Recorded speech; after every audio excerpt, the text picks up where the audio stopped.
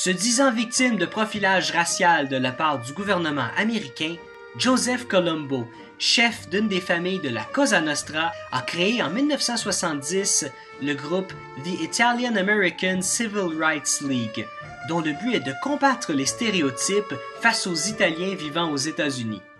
A month ago, he bought the movie rights to this book, a bestseller. And the main character is a guy just like me. Lorsqu'il apprend que le roman Le Parrain sera porté au grand écran, il jure de tout faire pour stopper la production du film. Les producteurs Albert Rudy et Robert Evans commencent alors à recevoir des menaces par téléphone, des lettres anonymes et sont même victimes de vandalisme. Il y a même une fausse alerte à la bombe dans des bureaux de New York affiliés à la production du film. I'm gonna make him an offer he can't refuse. Un terrain d'entente est finalement trouvé entre Albert Rudy et Joseph Colombo. Ils ont entre autres convenu que les termes mafia et Cosa Nostra soient retirés du scénario.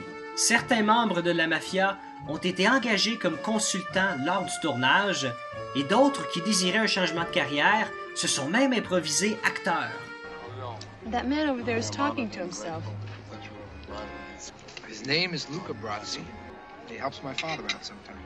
Avant son début au grand écran, Lenny Montana, qui interprète le rôle de Luca Brasi, était un garde du corps pour la pègre. Ce plan a été tourné à son insu lorsqu'il pratiquait son texte. Fréquentant le milieu mafieux, Gianni Russo, qui désirait un rôle dans le film mais qui n'avait aucune expérience en tant qu'acteur à l'époque, a été jusqu'à menacer en personne Marlon Brando, qui ne voulait pas jouer à ses côtés à cause de son manque d'expérience. En pensant qu'il jouait la comédie, Brando a tellement été impressionné qu'il l'a aidé à obtenir le rôle qu'il désirait. Finalement, les membres de la mafia ont tellement apprécié le film qu'ils ont commencé à changer leurs habitudes ainsi que leurs coutumes afin de ressembler aux personnages du film. Cette tendance est toujours en vigueur aujourd'hui.